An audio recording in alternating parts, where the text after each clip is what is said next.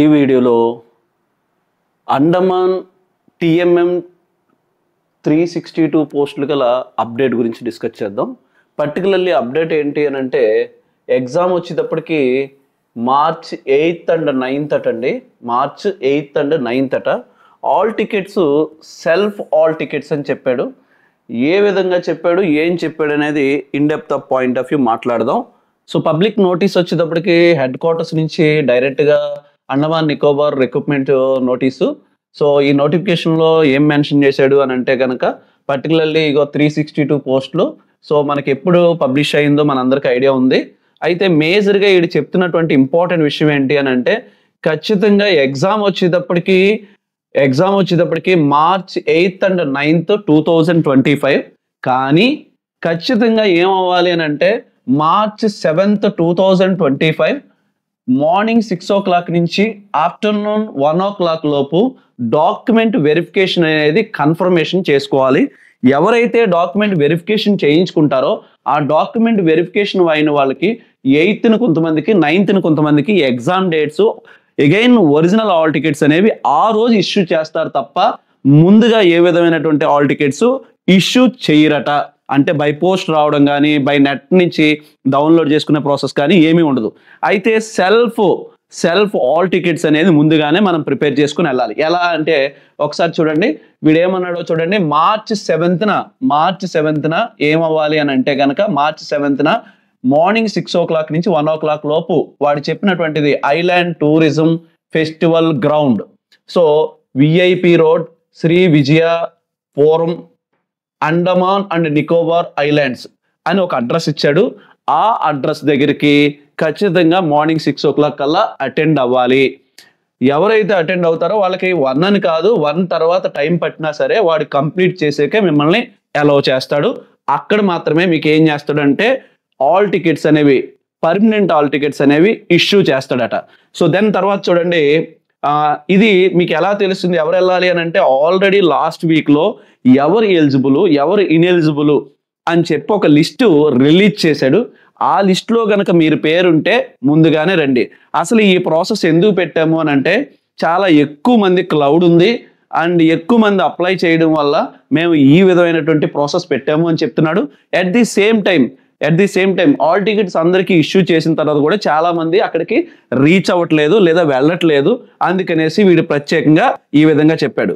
So ఇక్కడ annexure 1 అని చెప్పి ఒక అప్లికేషన్ ఇచ్చాడు. దాన్ని డౌన్లోడ్ చేసుకొని ఒక డూప్లికేట్ అడ్మిట్ కార్డ్ కింద మనం ప్రిపేర్ చేయాలట. సో ప్రిపేర్ చేసి ఏం చెప్తున్నాడో చూడండి. డ్యూయలీ ఫిల్డ్ బై అడ్మిట్ కార్డ్, ఖచ్చితంగా అదంతా మొత్తం అంతా ఫిల్ చేసి ఒక పాస్పోర్ట్ సైజ్ ఫోటోగ్రాఫ్ని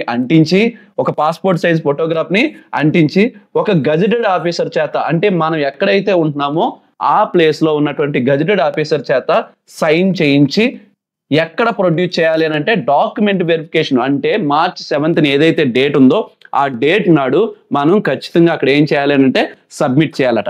దీన్ని సెల్ఫ్ ఆల్ టికెట్ అని అంటాం. దీని మీద ఖచ్చితంగా గజెటెడ్ సైన్ ఉండాలి, ఫోటో పేస్ట్ చేసి ఉండాలి. యాజ్ పర్ అప్లికేషన్లో నేమ్ ఎలా ఉందో అదే విధంగా నేమ్ ఉండాలి. తర్వాత the candidates are requested to guidelines for the advertisement carefully. అందులో అడ్వర్టైజ్మెంట్లో మనకి ఎలా అయితే రాశాడో అలా చూడండి. ఎనెక్సర్ 2లో ఏవైతే డీటెయిల్స్ రాశాడో అవన్నీ చూడండి. సో డాక్యుమెంట్ వెరిఫికేషన్స్ ఏవైతే ఉన్నాయో వాటికి సంబంధించినటువంటి డీటెయిల్స్ అన్ని క్లియర్గా మెన్షన్ చేశాడు. ఆ మెన్షన్ చేసినవన్నీ ఫాలో అవ్వండి అని చెప్తున్నాడు. సో ఇక్కడ ఏదైనా మీకు డౌట్స్ ఉంటే కనుక ఖచ్చితంగా ప్రతిరోజు ఉదయం 8:30 నుంచి అండ్ ఈవినింగ్ 4:30 లోపు మీరు వర్కింగ్ అవర్స్లో కాల్ కానీ కాంటాక్ట్ కానీ ఏదైనా చేయొచ్చు. ఇంతకు మించి మీకు ఏమైనా డౌట్స్ ఉంటాయని చెప్పాడు. సో అగైన్ ఎనెక్సర్ 1 ఎనెక్సర్ 2 అని చెప్పి 2 అప్లికేషన్స్ ఇచ్చాడు. ఎనెక్సర్ 1 అంటే అర్థం ఏంట్రా అంటే hall tickets, self hall ticket. ఈ సెల్ఫ్ హాల్ టికెట్లో ఫస్ట్ యాజ్ పర్ అప్లికేషన్, మీ అప్లికేషన్లో ఎలా నింపారో అలా నేమ్ రాయండి. మీ ఫాదర్ నేమ్ అప్లికేషన్లో ఎలా నింపారో అలా రాయండి. అండ్ జెండర్, మేల్ అయితే మేలు, ఫీమేల్ అయితే ఫీమేల్ అని రాయండి. మీ అప్లికేషన్కి ఒక నెంబరు ప్రొడ్యూస్ చేసింది కదా, జనరేట్ అయింది కదా, ఆ అప్లికేషన్ నెంబర్ రాయండి. డేట్ ఆఫ్ బర్త్ రాయండి. కేటగిరీ మీరు ఓఆర్ఆ, ఓబీసీనా, ఎస్సీనా, ఎస్టీనా ఏదైతే ఉందో అది ఇక్కడ మెన్షన్ చేయండి. సో ఇక రిమైనింగ్ ఏవైతే ఉంటాయో ఇక్కడ ఏ విధమైనటువంటి డీటెయిల్స్ ఇక్కడ రాయకూడదు. ఎక్కడ రాయాలి అని అంటే in the presence of insulator దగ్గర మీరు ఏం చేయాలి అని అంటే ఈ తంబు ఈ కాలం అంతా నింపాలి. ప్రస్తుతానికి ఈ కాలం ఏమి కూడా మీరు నింపకూడదు. ఇక్కడ చూడండి, ఇక్కడ మీరు recent passport size photo particularly మనం అప్లికేషన్లో ఏదైతే మెన్షన్ చేసామో అలాంటి సేమ్ బ్యాక్గ్రౌండ్ సేమ్ ఉన్నటువంటి ఫోటోని పేస్ట్ చేసి గెజిటెడ్ ఆఫీసర్ సార్ సైన్ చేయించాలి.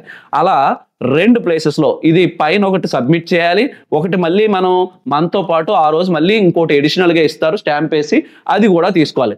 పైన ఏ విధంగా ఫిల్ చేశారో అదే విధంగా ఫిల్ చేయాలి, పైన ఒకలాగా కింద ఒకలాగా ఫిల్ చేయకూడదు. సో ఇది Annexure 1 which is also called as duplicate all ticket, self all ticket. So దాని తర్వాత మీరు అడ్మిట్ కార్డ్ గురించి అయితే కనుక ఈ Annexure 1 డౌన్లోడ్ చేసుకున్నాము, అందులో ఎలా ఉన్నాయో అలా చేయండి అని చెప్తున్నాడు. సో డాక్యుమెంట్ వెరిఫికేషన్ అంటే ఏంటి, డాక్యుమెంట్ వెరిఫికేషన్లో ఏమేమి తీసుకెళ్ళాలి. సో డాక్యుమెంట్ వెరిఫికేషన్కి పైన చెప్పినట్టుగానే మార్నింగ్ 6 o'clock నుంచి 1 o'clock లోపు వెళ్ళాలి, March 7th వెళ్ళాలి, స్లో అండ్ సో అడ్రస్ అని ఇచ్చాడు. సెకండ్, అడ్మిట్ కార్డు డూప్లికేట్ ఏదైతే మనం పైన రాసామో సైన్ చేయించినటువంటిది ఏదైతే ఉందో అది తీసుకెళ్లి సబ్మిట్ చేయాలి. తర్వాత ఒక ఒరిజినల్ ఐడి ప్రూఫ్, ఆ ఒరిజినల్ ఐడి ప్రూఫ్ ఏంట్రా అంటే పాస్పోర్ట్ కానీ, ఆధార్ కార్డు కానీ, డ్రైవింగ్ లైసెన్స్ కానీ, ఓటర్ ఐడి కార్డు కానీ, పాన్ కార్డు కానీ, ex service man discharge book ఏదైతే ఉంటుందో అది కానీ, ఇలాంటివి ఏవైనా ఒక్కటి సబ్మిట్ చేస్తే సరిపోతుంది. ఒరిజినల్, ఖచ్చితంగా ఒరిజినల్తో పాటు ఒక్కొక్క జిరాక్స్ కాపీ కూడా తీసుకుని వెళ్ళండి. నెక్స్ట్, ఒకవేళ మీరు పీడబ్ల్యూడి అయి ఉంటే, పీడబ్ల్యూడి ఈజ్ నథింగ్ బట్ మన ఫిజికల్లీ హ్యాండిక్యాప్డ్ కానీ ఇలాంటి వాళ్ళు ఎవరైనా ఉండుంటే, లేదా సెంట్రల్ గవర్నమెంట్ ఎక్స్టెన్షన్స్ కానీ, స్టేట్ గవర్నమెంట్లో ఎక్స్టెన్షన్స్ కానీ, ఏజ్ రిలాక్సేషన్లో ఏమైనా కన్సిడరేషన్ మీరు అప్లై అయ్యి ఉంటే వాటికి సంబంధించినటువంటి ప్రూఫ్లను కూడా మీరు ఖచ్చితంగా తీసుకెళ్ళాలి. తర్వాత candidates responsible for safety and custody their admit card. So మీ అడ్మిట్ కార్డుని మీరే జాగ్రత్తగా చూసుకొని తెచ్చుకోవాలి. సో నెక్స్ట్ వన్, తర్వాత మనం ఈ ఆల్ టికెట్లు ఏవైతే మనం మెన్షన్ చేస్తున్నాం దాంట్లో మిస్యూజ్ చేసేలా కానీ మనం మెన్షన్ చేస్తున్నటువంటి డీటెయిల్స్ ఏ విధమైనటువంటి మిస్టేక్స్ ఉండకుండా చూసుకోండి. సో దెన్ తర్వాత candidates required to check name, మేజర్గా నేము అండ్ ఏవైతే డీటెయిల్స్ ఫాదర్ నేమ్ ఏవైతే రాసామో అవన్నీ కేర్ఫుల్గా రాయండి అని చెప్తున్నాడు, మళ్ళీ అదే చెప్తున్నాడు. దెన్ తర్వాత సో ఇక్కడ ఈడు ఏదైతే చెప్పాడో ఆ అడ్రస్కి వెనుదికి ఆ టైంకి మాత్రమే రీచ్ అవ్వాలి, వేరు టైంలో కాదు అని చెప్పాడు. జస్ట్ మీరు డాక్యుమెంట్ వెరిఫికేషన్ అప్పుడు తీసుకెళ్లాల్సినటువంటివి ఏమైనా ఉన్నాయనంటే ఓన్లీ ఒకటే అడ్మిట్ కార్డు ఏదైతే పైన ప్రిపేర్ చేసామో అది అండ్ ఒరిజినల్ ఐడి ప్రూఫ్ తీసుకెళ్ళాలి. దీంతో పాటు 1 or 2 వీలైనంత వరకు ఒక ఫొటోస్, పాస్పోర్ట్ సైజ్ ఫొటోస్ కూడా తీసుకెళ్ళండి. అదర్వైజ్ ఇన్ టైంకి ఖచ్చితంగా అటెండ్ అవ్వాలని చెప్తున్నాడు. దెన్ తర్వాత రిటర్న్ ఎగ్జామ్కి వెళ్ళినప్పుడు ఏంటి, ఆల్రెడీ మీకు డాక్యుమెంట్ వెరిఫికేషన్ అయిపోయిన తర్వాత అడ్మిట్ కార్డ్ని ఇష్యూ చేస్తారు, ఆ అడ్మిట్ కార్డ్ని మాత్రమే తీసుకెళ్ళాలి. సో దాంతో పాటుగా మళ్ళీ అగైన్ ఒక ఒరిజినల్ ఐడి ప్రూఫ్ తీసుకెళ్ళాలి. సో అగైన్ వాళ్ళు ఓకే చేసినటువంటి పీడబ్ల్యూడి కానీ సర్వీస్ ఎక్స్టెన్షన్కి సంబంధించినటువంటి ఏజ్ రిలాక్సేషన్కి సంబంధించినటువంటి సర్టిఫికెట్లు వాళ్ళు ఓబే ఏజ్ చేశారో అది తీసుకెళ్ళాలి. తర్వాత ఒక బ్లాక్ పెన్ తీసుకెళ్ళాలి, పెన్సిల్ తీసుకెళ్ళాలి, ఎరైజర్ తీసుకెళ్ళాలి, పెన్సిల్ విత్ షార్ప్నర్ తీసుకెళ్ళాలి, రైటింగ్ ప్యాడ్ తీసుకెళ్ళాలి, లేదా రైటింగ్ ప్యాడ్ ఆర్ బోర్డు తీసుకెళ్ళాలి. ఇందులో ఇది లేదు ఇది లేదని చెప్పి మేనేజ్మెంట్ ఎవరితోనూ ఆర్గ్యుమెంట్లు ఎలాంటి ఏవి చేయకూడదు.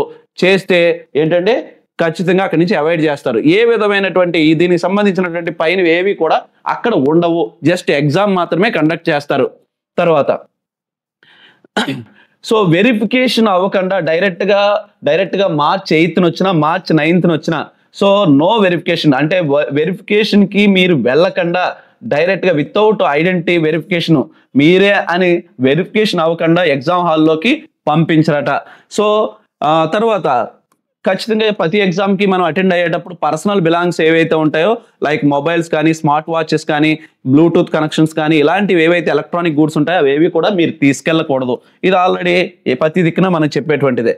సో తర్వాత candidate shall be permitted to appear in the examination only specified admit card.